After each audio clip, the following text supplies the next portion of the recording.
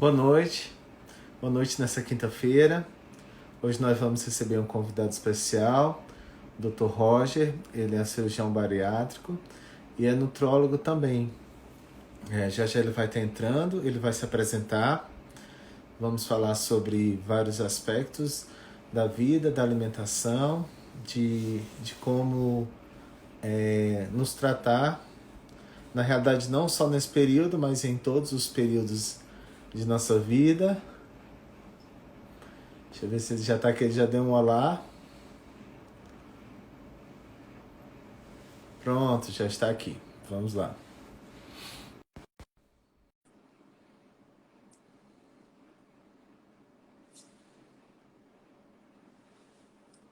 Espera ele entrar. Pronto, já está aí. Boa noite. É Olá, do Carlito, boa Roger, o noite, tudo doutor bem? Roger, como que pronuncia?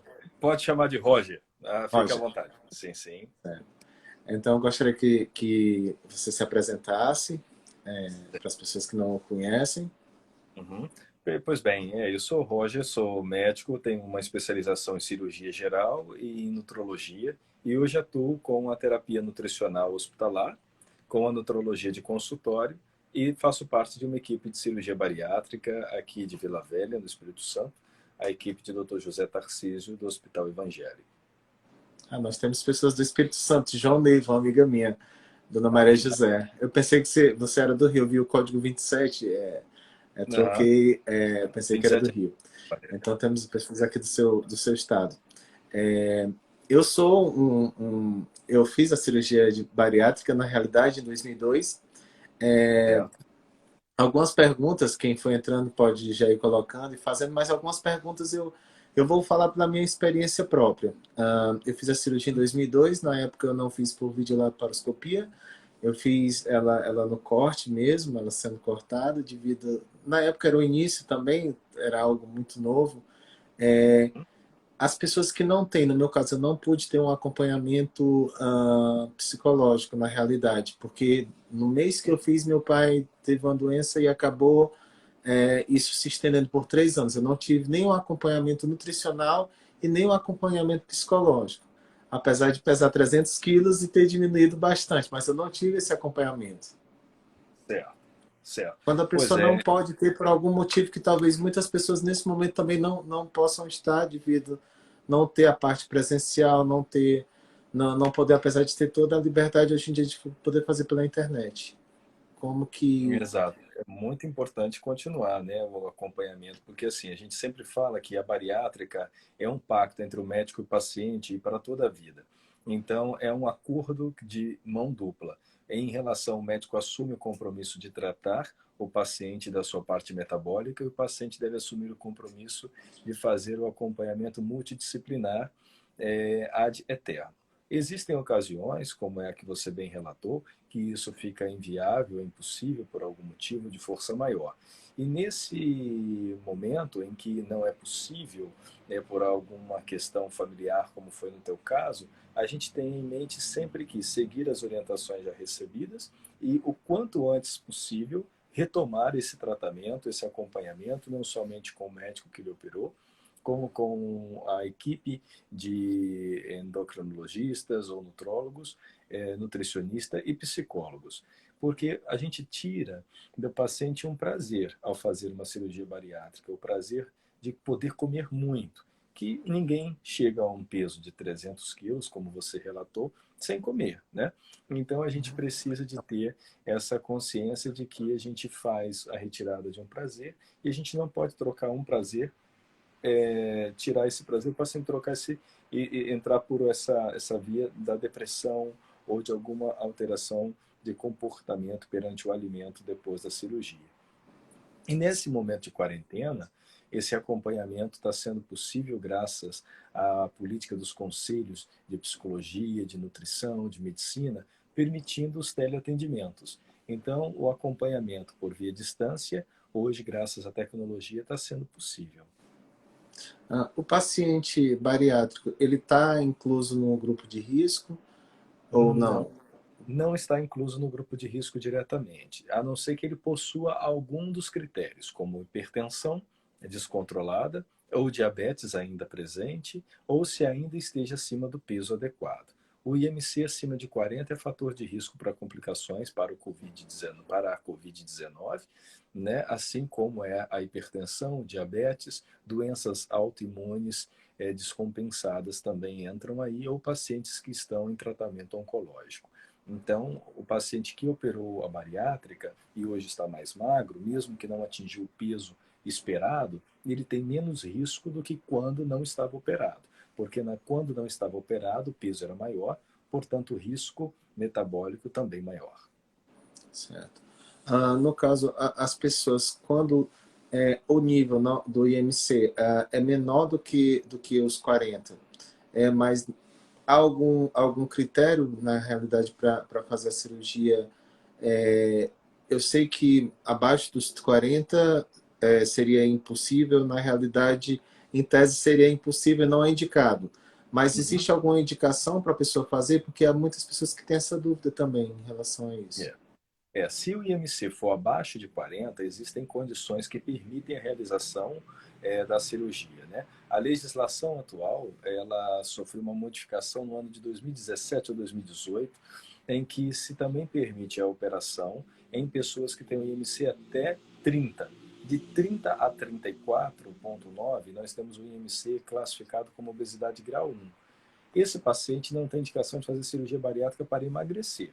Mas se ele tiver, além desse IMC, uma comorbidade, que é o diabetes mellitus, e esse diabetes, ele então vai ser beneficiado com a cirurgia, aí o paciente pode ser submetido à cirurgia e ela muda um pouquinho de nome. Embora seja a mesma cirurgia, com algumas especificações técnicas durante o ato operatório que podem mudar, é chamada de cirurgia metabólica.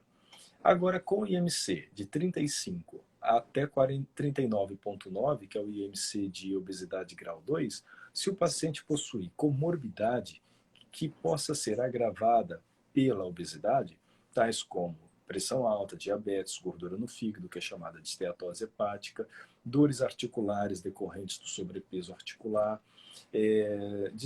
apneia do sono, que é quando a pessoa acorda sufocada no meio da noite ou que tem roncos muito intensos e diagnosticado por polissonografia, enfim, uma diversidade de patologias e que quando a obesidade for retirada, essas patologias têm a tendência a ficar em remissão, então a indicação também da bariátrica. E quando se tem o IMC acima de 40, aí já é uma indicação sem precisar de ter doenças associadas. Agora, em todas essas situações, Carlito, o importante a gente frisar para os nossos seguidores que estão nos ouvindo é que é importante o paciente ter tido falência do tratamento clínico por pelo menos 2 anos. Então, deve-se ter necessidade de se tratar o paciente com mudança do estilo de vida, que é o ponto principal e crucial para qualquer tratamento de obesidade, seja o tratamento cirúrgico ou não cirúrgico, que é a mudança do estilo de vida com redução de carga calórica, ou seja, uma dieta adequada, prática de atividade física e ajuste medicamentoso. E hoje a gente tem, infelizmente, ainda um preconceito muito grande com as medicações para o tratamento da obesidade. As pessoas aceitam tratar uma hipertensão, aceitam tratar a asma, aceitam tratar o diabetes, mas quando fala tratar com medicamento a obesidade, as pessoas têm medo, pensam que isso é um tratamento para pessoas fracas ou que estão usando medicações que são venenos. Isso é uma mentira, isso é um preconceito grave e esse preconceito leva à morte. É isso mesmo, à morte. Milhares de pessoas todos os anos em nosso país. Porque a obesidade ela tem que ser tratada como uma doença crônica, como ela é, e deve ser tratada também como doença multifatorial. Não existe só uma causa da obesidade, existem diversas. Então, as medicações, elas vêm, às vezes não é só uma, às vezes é duas, três, até quatro, a depender do paciente, que vão agir nos fatores principais que levam ao aparecimento dessa obesidade. Então, a gente tem hoje que pensar sempre na bariátrica como sendo a melhor alternativa para o tratamento de peso em pacientes que tiveram a falência no tratamento clínico. Se o Mas em paciente... consonância, sempre lembrando que não é só a cirurgia que vai resolver o problema. Ela pode Não, resolver em um instante você se sentir bem, se sentir magro, mas aí tem perfeito. que ter todo um tratamento conjunto, né? Porque muitas pessoas imaginam, vou fazer a bariátrica, pronto, encerrou o assunto. Exato. Isso que você colocou e pontuou é um ponto muito importante, porque é por legislação mundial, aí eu nem falo só de legislação brasileira, mundial, mas falando de nosso país, por portarias do Ministério da Saúde, nenhuma cirurgia bariátrica deve ser realizada sem ser em centros especializados em tratamento de obesidade, e esses centros devem, por obrigatoriedade, conter em seu grupo de profissionais uma equipe multiprofissional, obrigatoriamente com médico, nutricionista, com endocrinologistas, com Psicólogos também, psicólogos, né? assistente social, e é este grupo multiprofissional que vai analisar se o paciente tem condições de fazer a bariátrica, indicações clínicas. O cirurgião é o último a ser consultado no momento de uma cirurgia. E o paciente deve ser aprovado no assistente social. O que o assistente social vai ver? Principalmente se o paciente tem estrutura familiar adequada e condições financeiras de se manter no pós-operatório, porque infelizmente o Sistema Único de Saúde ainda não fornece as vitaminas necessárias ao paciente do SUS para que ele possa ter o seu tratamento pós-operatório adequado, pois após uma cirurgia bariátrica é recomendado o consumo diário de um polivitamínico completo, né? E esse Até polivitamínico hoje eu tomo, quase 20 anos depois, eu tomo, o médico falou que é para a vida toda, eu nunca para mais a o vida. encontrei, mas é para a vida Exato. toda. E às vezes alguns pacientes precisam de medicação injetável também. E esses medicamentos, eles custam. Então, a assistente social avalia isso, além de avaliar as condições sociais, familiares, bem complexas. A psicologia vai avaliar se o paciente tem condições de encarar a cirurgia como não sendo uma muleta, e sim como sendo um meio terapêutico. E que ele entenda que ele não está entrando num salão de beleza quando ele entra no centro cirúrgico para operar a bariátrica, e sim que ele está entrando numa oficina mecânica. Ele não tem que entrar com o intuito estético, ele tem que entrar com o intuito de consertar aquilo que o metabolismo não tem funcionando adequadamente. E é isso que o cirurgião vai atuar, como um mecânico, causando alterações no funcionamento mecânico do trato digestivo. E essa necessidade, às vezes, que o paciente tem, essa vontade da bariátrica, ela tem que ser bem explicada ao paciente sobre seus riscos, benefícios, a atuação do psicólogo vai em cima disso e também da grande chance que o paciente bariátrico tem de se tornar um viciado em outra coisa, porque o bariátrico costuma, no pré-operatório, ser viciado em comida. Como ele não vai poder mais saciar o vício e o prazer comendo, ele pode entrar para vícios de drogas, como álcool ou drogas ilícitas. Então, o acompanhamento psicológico é muito importante por esse motivo. Eu acho que também é bom ressaltar que assim muitas pessoas pensam assim, eu vou fazer a cirurgia bariátrica e assim todos os meus problemas vão ser resolvidos, tudo vai estar bem. E não é bem Exato. assim, né? Claro que eu acho que há uma balança na qual você vai perdendo peso e vai ganhando também, assim, vai voltando a sua autoestima, tudo vai melhorando, as roupas vão começando a funcionar, mas a pessoa tem que ter um acompanhamento psicológico porque não é a solução dos problemas da Não. vida, é a solução de um problema específico, mas não é a solução da vida. Bem colocado. E é muito importante a gente ter pessoas como você, Carlito, que se dispõem a abrir esse lado pessoal da cirurgia, esse seu histórico, né, de operação bariátrica, e poder ser exemplo para que as outras pessoas que pensam em fazer ou aquelas que já fizeram possam tomar o exemplo às suas falas, a reflexão sobre esse seu discurso e possam fazer um julgamento. Já operei, então estou no caminho certo? Não operei, quero operar. Será que é isso de fato que eu penso da bariátrica? E eu sempre falo que na nossa equipe, graças ao nosso chefe, o Dr. Tarcísio Zovico, que é um cara extremamente responsável, ele coloca todos os nossos pacientes em uma reunião mensal que acontece no Hospital Evangélico nas últimas segundas-feiras de cada mês. Agora com a quarentena, infelizmente, não só as cirurgias estão suspensas, como as reuniões também estão suspensas, né? Isso respeitando as ordens do Ministério da Saúde, do Conselho Federal de Medicina, da Sociedade Brasileira de Cirurgia Bariátrica e Metabólica, do Colégio Brasileiro de Cirurgiões, em não se realizar cirurgias eletivas sem ser em urgência, sem ser cirurgia de urgência, portanto, eletivas que são as marcadas, não devem ser feitas assim. Mas então, nessa reunião, nós levamos pacientes que estão em pós-operatório tardio, ou seja, que estão há mais de um ano de cirurgia, geralmente, levamos aqueles que estão em pós-operatório recente, com menos de um mês de cirurgia, para darem seus depoimentos. Né? E isso é muito importante para que as outras pessoas, então, comunguem deste momento de informação, não só o paciente, como seus familiares. Porque o familiar deve também, assim como o paciente, ser bem instruído, bem orientado sobre os riscos, sobre a importância, sobre o que é uma bariátrica. Porque não é igual ir lá arrancar uma unha, né? Você está É uma ali. mudança de vida, na realidade. Na É uma realidade, a mudança. pessoa nunca mais volta a ser o que era antes. É uma mudança para o bem, mas é uma mudança de vida. Se bem Para mim, conduzido para o significa bem. isso. Mas, infelizmente, a gente conhece casos que as pessoas não foram para o bem, acabaram indo por um caminho, pioraram a sua qualidade, a sua vida, porque talvez não foram bem instruídos no momento de pré-operatório, né? Sim. Tem o Enzo que ele pergunta o que seria a falência do procedimento clínico. Assim, seria você tratar a obesidade por 2 anos e nesse tempo o paciente certamente, e aí a gente precisa da verdade do paciente, o paciente não ter conseguido perder peso, não ter conseguido reduzir as comorbidades, ou seja, pressão, diabetes, gordura no fígado, apneia do sono, dores articulares, enfim.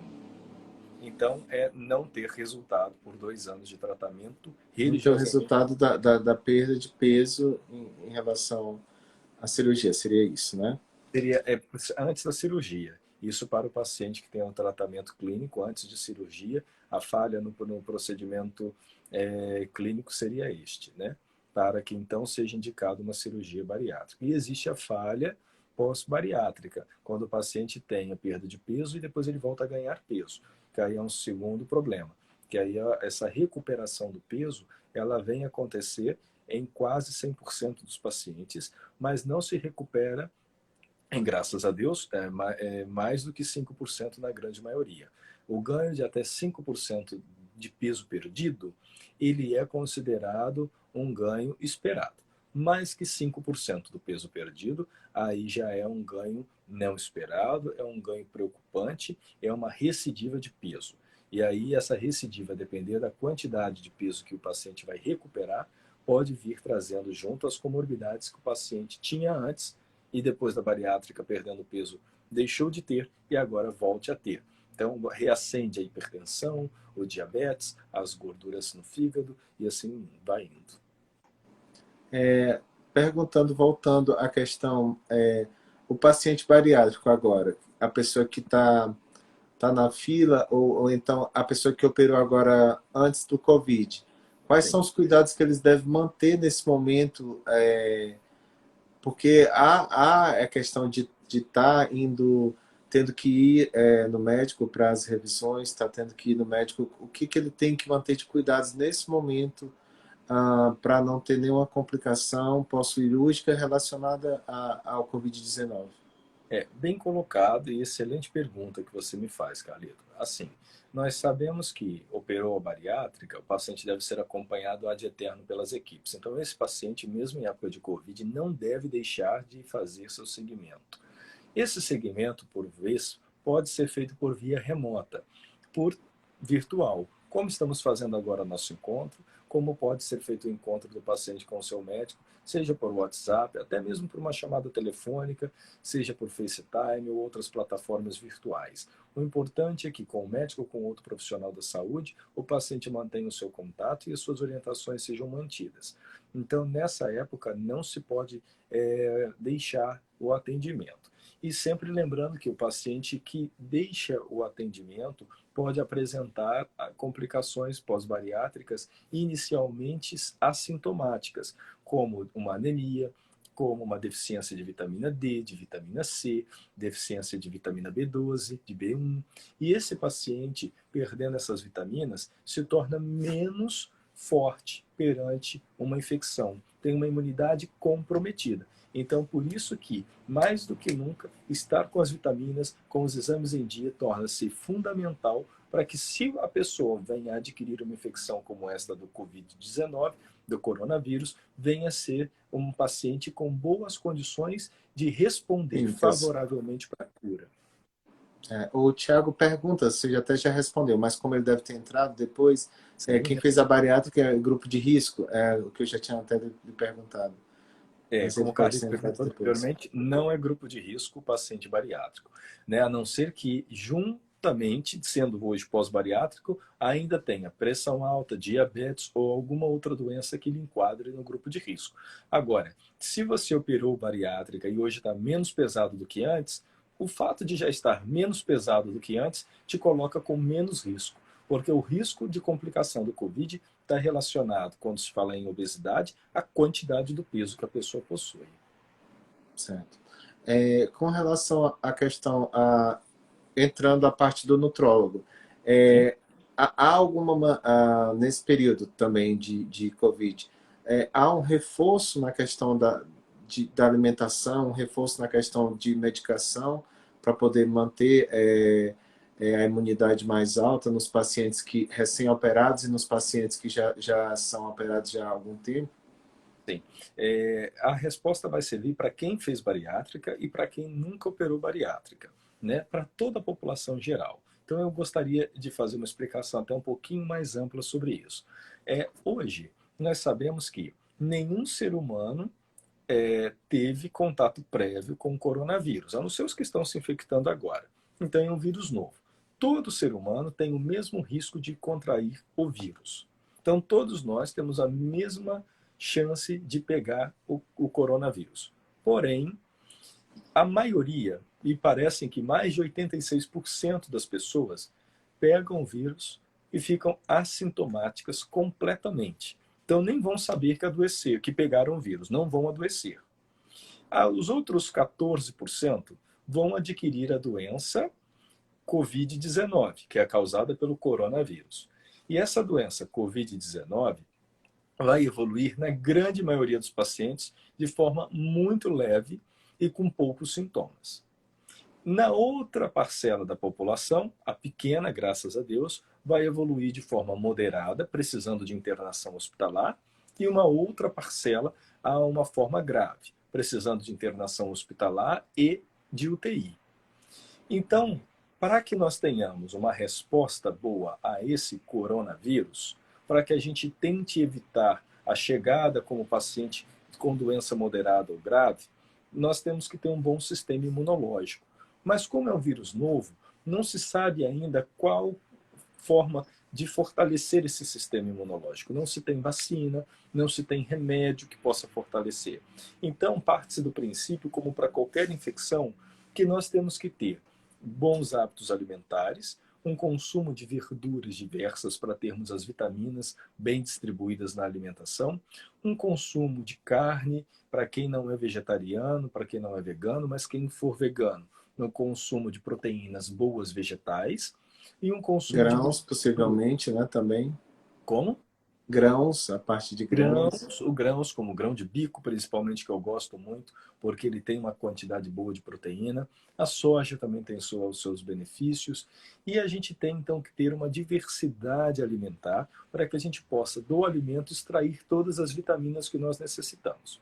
Se a pessoa fez algum procedimento cirúrgico, como uma bariátrica, dependendo da técnica, a chamada bypass, que também é a mesma coisa que capela, ou a Eu fiz mesma a coisa capela, que a FOB minha capela, capela. pois é, o bypass ou gastroplastia em Y de Roux, tudo é a mesma coisa. Essas mexem com o intestino, reduzem a área de absorção do intestino, então a pessoa precisa de uma quantidade maior de ingestão, porque a absorção é reduzida. Então aí tem a necessidade da suplementação das vitaminas, além de uma boa refeição. Mas quem nunca foi operado, que não tem alteração de absorção, pode fazer o consumo das vitaminas e dos minerais somente, exclusivamente pela alimentação e vai ser satisfatório. Depois, um outro ponto importante, além da alimentação, é a prática de atividade física. E hoje nós estamos num momento de quarentena, de confinamento, de distanciamento social extremamente importante. Se não fosse esse distanciamento, nós estaríamos com um número muito maior de óbitos e de complicações da Covid-19. Certeza. Mas, mesmo em quarentena, tem que fazer exercícios, seja esses exercícios em casa, e quem tem o privilégio pode ter um exercício em casa e perante a luz do sol, pela manhã, entre 7 da manhã, agora sem horário de verão, nós conseguimos ter aí sol a partir de 6 da manhã até as 10 da manhã de forma bem segura. E a exposição ao sol também fortalece o sistema imunológico, né? A natureza é muito sábia. Através da incidência de sol sobre a pele, nós produzimos mais vitamina D, e a vitamina D está relacionada também com a imunidade, não somente com estrutura óssea. E além de tudo isso, de dieta, de exercício, nós vamos falar de saúde mental e saúde espiritual. Essas duas andam juntas. A saúde mental ela é fundamental nesta época porque as pessoas ficam absorvendo muitas informações negativas. As informações que estão na mídia, elas não são mentira, elas são verdade. Né? Eu gostaria de dizer que são mentirosas, mas não são. A mídia faz um trabalho, um papel lindo, um papel muito importante, crucial dentro da nossa sociedade. Nos esclarece e nos informa. Agora, nós sabemos que temos que filtrar o momento. Perto da hora de dormir, não é hora de ficar lendo jornal mostrando tristeza. Não é hora de ficar lendo notícias trágicas nas redes sociais. Não é hora de ficar respondendo o WhatsApp com nada disso. Então, essas medidas de saber a hora de se informar, saber a hora de ver um bom filme, de assistir uma boa série, de ler um bom livro, de meditar, de rezar, de orar, enfim. Então, é importante que a gente cuide desse lado mental.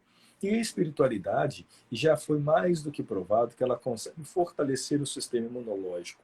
Quando estamos concentrados na oração, a oração é a forma mais prática e mais fácil que a gente tem de meditar.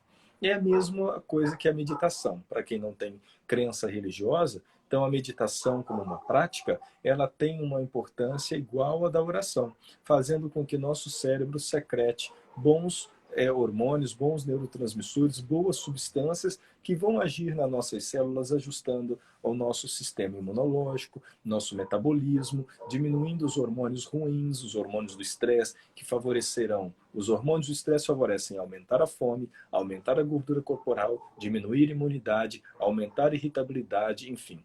E os hormônios bons de quem medita, de quem ora, de quem tem a sua crença e seu momento de desligar o seu cérebro das turbulências mundanas, essas pessoas vão ter hormônios que vão produzir aí substâncias que trazem a calma e a tranquilidade, regulam o sono, diminuem a fome, diminuem o desejo de carboidratos e melhoram o humor, né? Fortalecem a E imunidade. esse descontrole na alimentação agora, ocorre, que eu acho que é comum a todos nós, porque estamos no momento de instabilidade, então, na realidade, a comida acaba sendo uma fuga, então todos nós acabamos aumentando um pouco de peso. Como que a gente controla isso? Certo que através da oração, certo que através da meditação, mas certo que quando dá a noite a gente acorda e aí existe uma geladeira e existe a vontade de comer, ou então durante o dia.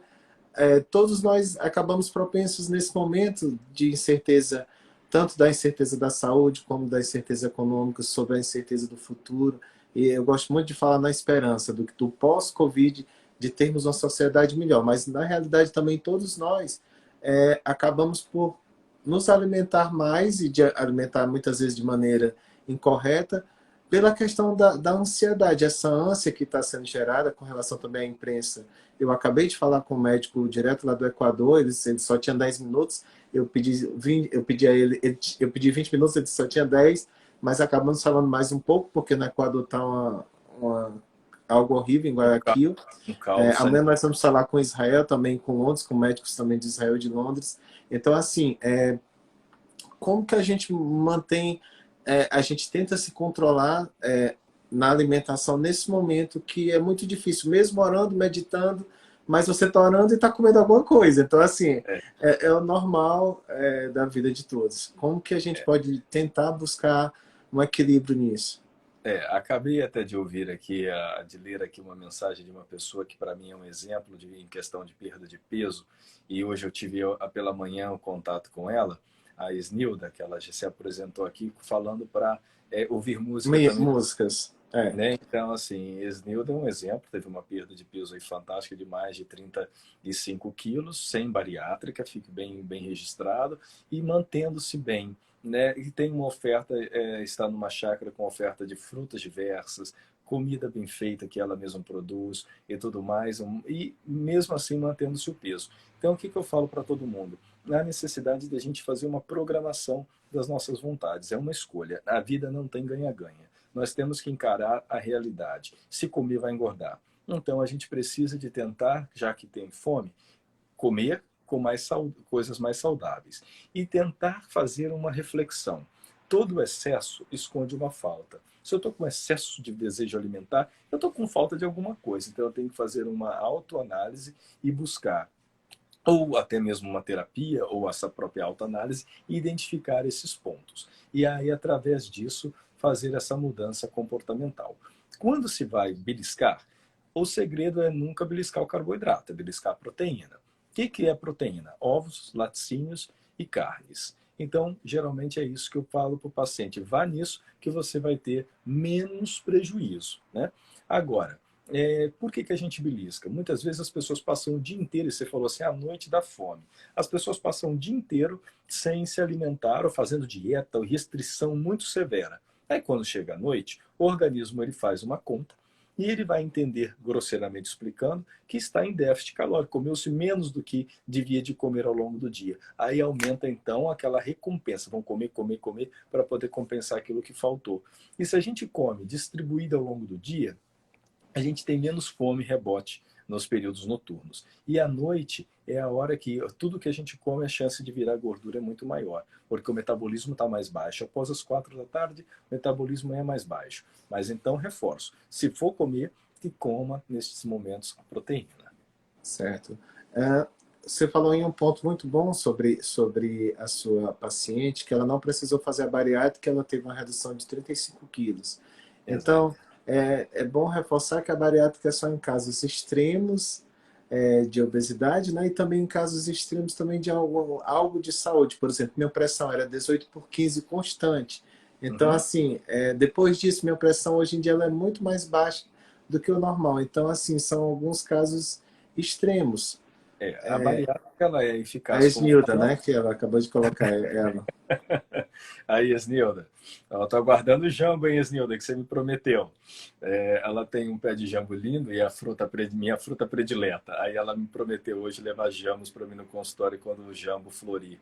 Então, falando agora sobre essa questão, esse seu comentário, a gente não pode ter preconceito com a bariátrica. Tem indicação, o paciente teve então 2 anos de tratamento com remédios e dieta e exercício, não perdeu peso, está com os IMC de indicação, a gente encaminha para operar.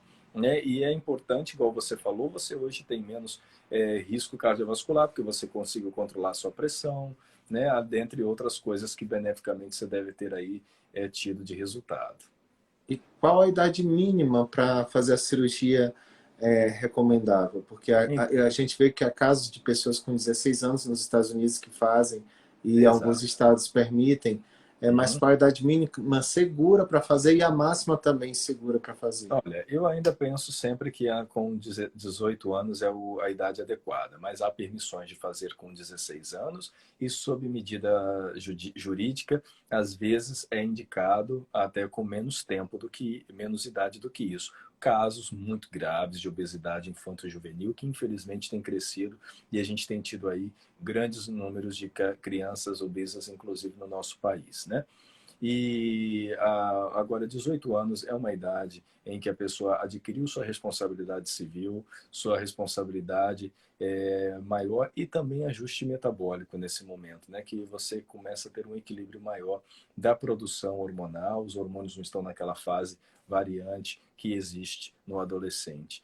E até 70 anos de idade é uma idade segura também para a cirurgia ser realizada e da mesma forma que pode ser antecipada, pode ser retardada em tempo de indicação, a depender aí das condições clínicas de cada um, né? Certo. A Vanilda pergunta que ela faz gelatina de chá de hibisco para tomar à noite no lugar de Ótimo. doces. Será que está certo? Ela está com 8 anos de bypass. Tá certíssimo, Vanilda. E se você colocar dentro dessa gelatina 2 colheres de chia à noite e comer a gelatina com a Chia é muito semente bom. de chia inteira para a semente inflar dentro do seu prato digestivo, você vai ter mais saciedade e isso certamente vai te ajudar bastante para evitar essas fugas alimentares que podem surgir ao longo da noite, como o Carlito colocou. Certo. Com a questão da cirurgia bariátrica, em algumas pessoas há o dumping, a alimentação no doce, em algumas Uhum. pessoas há o dumping em relação a carnes, que é o meu caso, eu no doce eu não tenho nenhum problema, mas se eu como um churrasco, eu já tenho um problema. Com relação também a refluxo, quais são as variáveis em relação a isso? Porque eu creio que quando se faz a cirurgia, a gente nem o profissional de saúde, nem o paciente sabe em que momento, o que vai afetar e o que vai ter problema em relação ao dumping, em que vai ter o refluxo. Como quais são os casos mais frequentes na realidade em relação a Certo. isso? Então, certo. Então, em relação ao dumping, até explicar para as pessoas que não estão familiarizados com esse termo, porque não são bariátricos ou não são da área da saúde, dumping é quando o paciente faz uma ingestão de uma quantidade de carboidrato ou até gorduras, enfim, geralmente a carne com gordura que dá isso, tá, Carlito? A carne mais magra, ela dá menos tendência ao dumping, mas geralmente é com proteína, com carboidrato seguido de gordura seguido de proteína, nessa ordem para dar o estímulo a isso. O que é isso? O paciente recebendo esse alimento no intestino, há uma liberação de diversos hormônios da digestão que podem levar ao quadro de sensação de morte. Então, o dumping dá uma sensação de mal-estar e desmaio, o paciente fica com uma sudorese fria, parece uma crise de hipoglicemia, tem uma sensação de morte iminente e alguns chegam a desmaiar. Só que é Taquicardia, só uma sensação. Eu tive só uma uma vez. sensação. É só algo estranho. Não se assustem também para quem está vendo. É só É, algo. É assim, é uma alguém sensação diferente. Talvez a pessoa ligue para o médico, mas volta tudo ao normal em poucos minutos. É rápido. sim, Geralmente, exato. né? Eu creio. Geralmente, mas tem pessoas que vão até as socorridas para pronto-socorro, porque desmaiam, né? Então, essa é a questão. E por que isso acontece? Porque fugiu das orientações nutricionais prescritas para o pós-bariátrico. A Nath colocou: a minha mãe, depois da cirurgia, não pode comer nada seco. A comida precisa ser molhada. E se ela não. Se ela molhada, se ela não passa mal. Carne de frango cai ruim, não vai bem, no estômago também. E fora a azia que ela tem toda hora. Então, o paciente que faz uso da dieta mais seca tem mais chance de fazer empachamento, porque foi feita uma mudança anatômica durante a bariátrica, uma redução do estômago. O estômago que cabia 2 litros passa a caber 50 ml. No seu Que caso, é que uma foi xícarazinha daquela. de Na café realidade, uma pequeno. xícara ou aquela de plástico do cafezinho, Então, imagina, de uma geralmente. garrafa de Coca-Cola, PET, você passa a ter um estômago que cabe só igual um copinho de café. Então, a pessoa fica, de fato, entalada. E a emenda que se tem desse estômago pequeno, de 50 ml, com o intestino, né, aqui a gente chama de boca de costura anastomótica, ele fica coisa que passa a ponta de um dedo. E se você comer algo muito seco, o alimento fica no estômago, ele não passa por dentro dessa costura, dessa anastomose, na velocidade que precisa, e a pessoa então fica empachada. Então, às vezes, o paciente vai ao pronto-socorro, isso não é raro, quando o paciente é desobediente, engole rápido, não mastiga carne, ou pão, ou arroz, o arroz vira uma cola. O pão a mesma coisa, e a carne fica ali impactada. Tem que tirar por endoscopia, né, porque fica entupido, literalmente, o paciente. Mas isso hoje é bem menos comum isso acontecer. Antigamente, antes de 2012, nós tínhamos a colocação do anel em todos os pacientes que operavam bariátrica, e depois disso o anel ele foi ficando em desuso. E hoje não se coloca anel mais. Então, sem o O anel, o que se paciente coloca no lugar do anel? No meu caso foi o anel. Inclusive eu o que anel. comprei, achei muito estranho aquilo, porque é algo muito simples, né, que é colocado. Isso, o anel ele era colocado em volta do estômago reduzido. Sim. Aqui assim. Então, agora, não se põe mais isso. O estômago fica reduzido, o intestino está aqui, mas não tem esse anel de plástico. Na realidade, esse anel, quando se fala anel, as pessoas talvez pensem que é o anel já comprado pronto. Não. É algo muito simples, é como se fosse um fio de silicone, né? Fio de Algo como se silicone. fosse uma linha de silicone. Aí o É, médico é que faz o anel na ali, pessoa, na realidade. Porque eu mesmo ele fui comprar, no mexe. meu caso. Você comprou o anel, né? Pois é. E achei muito E estranho também, assim, ó, comprar o anel para poder Uhum. Isso É era muito verdade, que comum. estranho. Era muito É, comum, até porque a tecnologia da bariátrica, ela não é uma é, tecnologia barata, né? sim. É recomendável fazer atualmente a cirurgia bariátrica e ao mesmo tempo já a plástica? Até a Esnilda disse que teve um problema depois da plástica, se eu não me engano. Eu não sei em Ela falou relação a que quê. teve dumping depois da plástica, foi o dumping, mas foi uma coincidência por ela ter tido depois da plástica. Poderia ter tido antes, né? Então, o dumping pode acontecer a qualquer momento na vida de um paciente Mas é bariátrico, recomendável independente. fazer a bariátrica e a plástica ao mesmo tempo?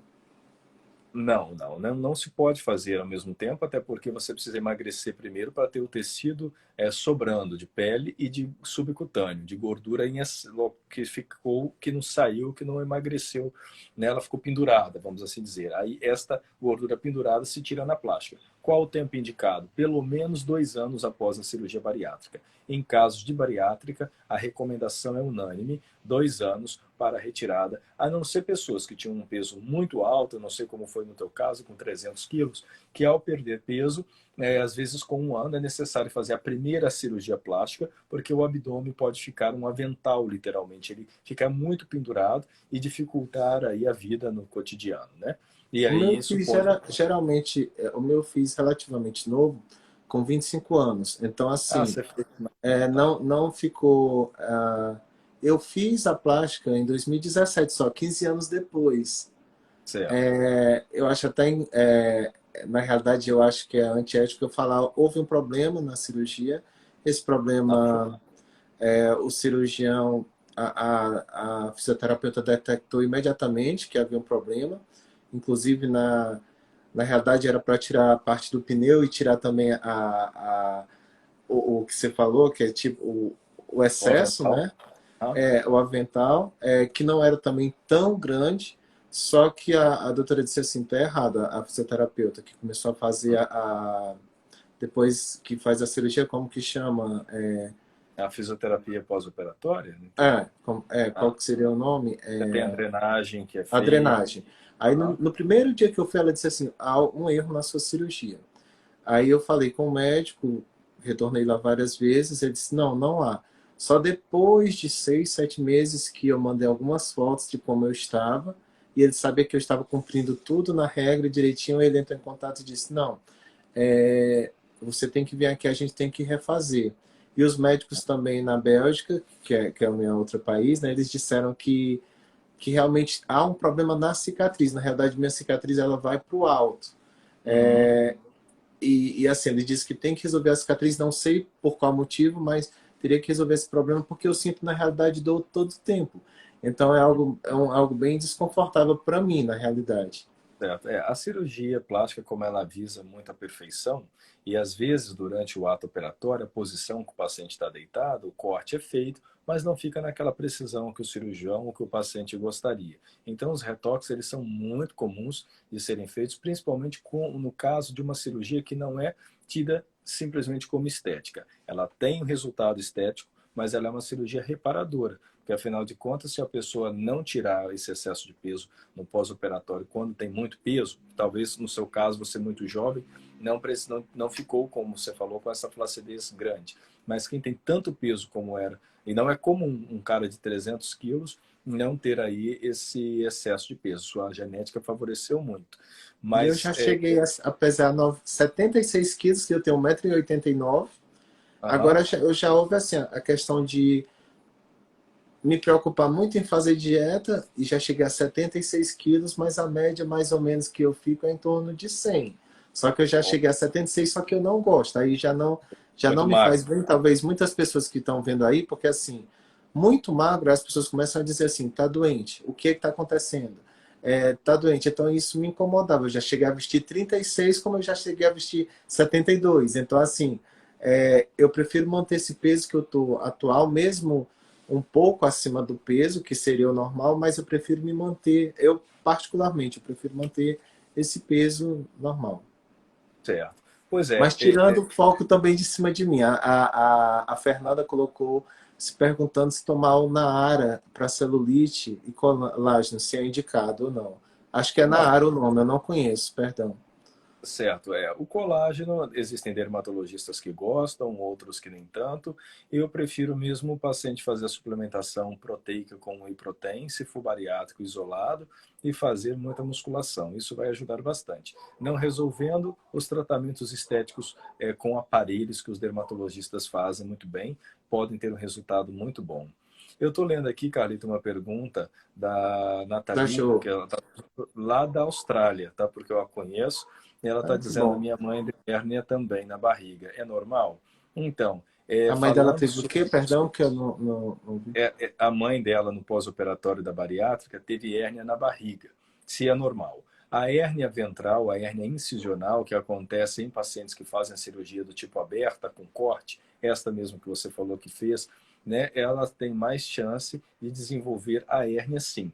Existe, o que é a hérnia? É quando há uma abertura, você dá os pontos para fechar a barriga do paciente no músculo, mas por algum motivo, às vezes por não seguir exercícios corretos, por não ter uma boa alimentação com proteína, ou simplesmente por alguma técnica, o ponto afrouxou, você tem uma abertura desse músculo. Aí o intestino ele vem para debaixo da pele. Aí o paciente sente uma bola na barriga e quando aperta sente entrando e saindo.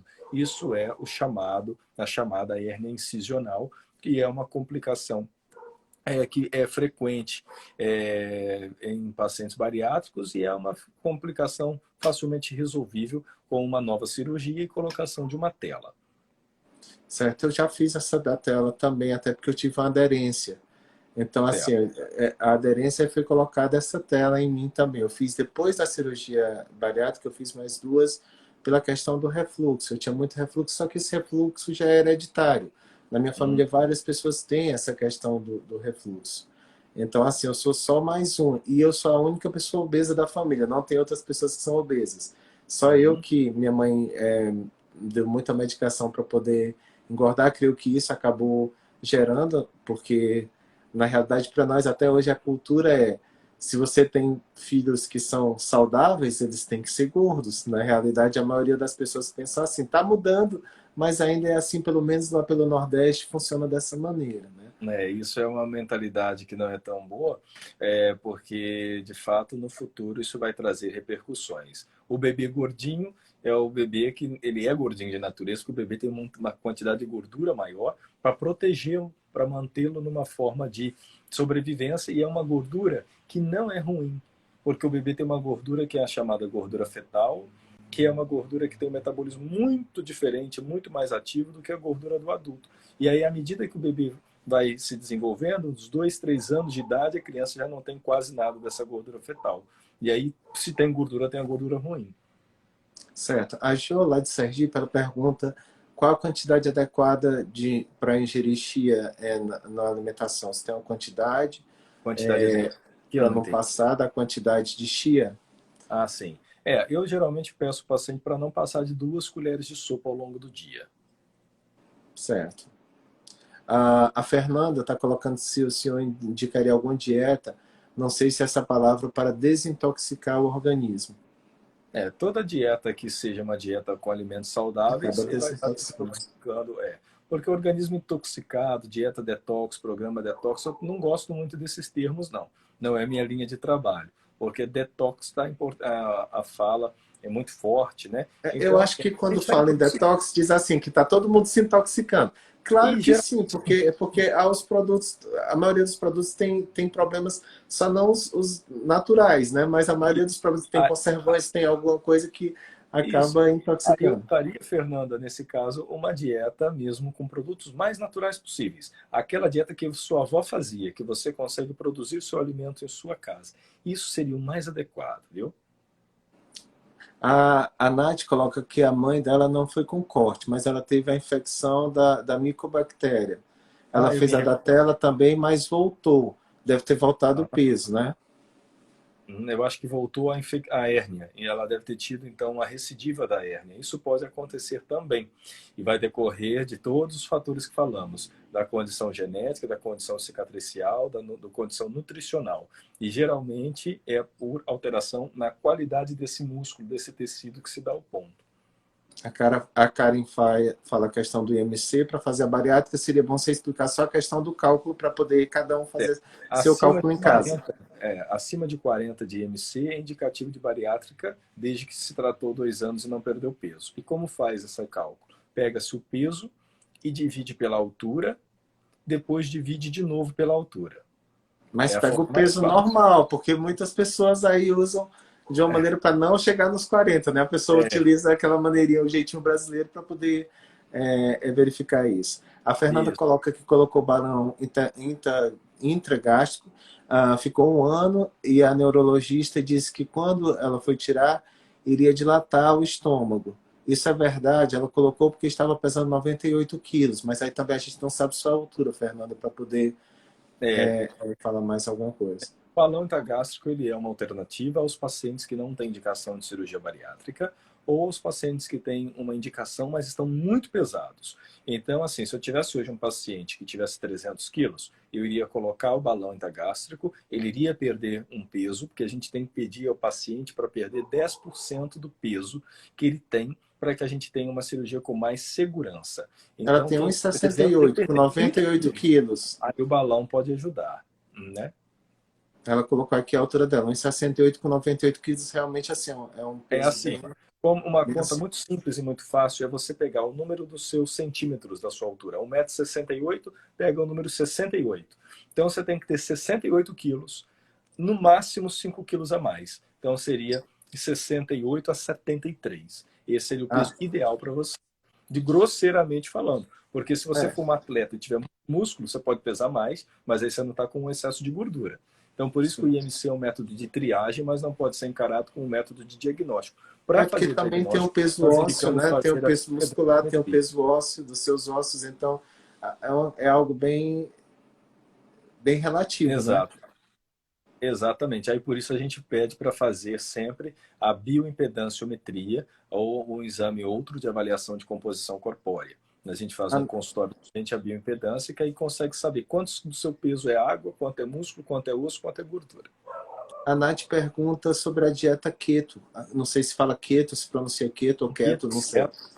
Tem os dois jeitos. É porque ela tá falando lá da Austrália, acho que ela tá pondo no jeito da abreviação dos ingleses, dos australianos. Mas pode ser utilizada, é uma dieta à base de gorduras, é uma dieta com uma quantidade de carboidrato em torno só de 10% a do dia. É uma dieta com indicações e deve ser feita sobre acompanhamento, porque algumas pessoas passam mal e têm contraindicações ao uso dessa dieta, né? Ela é baseada em que, essa dieta? É uma dieta baseada mais em aumento de corpos cetônicos. Você come mais gordura para aumentar o seu metabolismo anaeróbico celular. E aí você vai ter aí uma queima de gordura mais rápida. Você come gordura e queima gordura. Você não forma gordura comendo gordura. É uma dieta que tem uma quantidade restrita bem intensa de carboidratos. Então A é uma Life dieta and que as Beauty. pessoas comem muita carne gorda, comem bacon, comem, mas assim, eu não recomendo os produtos processados ou ultraprocessados. Certo. A Life and Beauty Nails, lá de Portugal, ela pergunta se tem alguma recomendação de algum profissional lá para fazer. Não sei Tenho. se seria bariátrico ou nutrólogo, se o senhor conhece alguma Tenho pessoa sim, que. e eu peço Algum ela para que amigo. ela pode entrar em contato comigo pelo direct do Instagram, que eu passo para ela os contatos dos profissionais lá de Portugal. Tenho A sim, bons Fernanda Tavares profissionais. coloca outra coisa, que é de 1,68 m e 98 quilos, para a gente pontuar para entender bem. Ela não consegue comer verduras.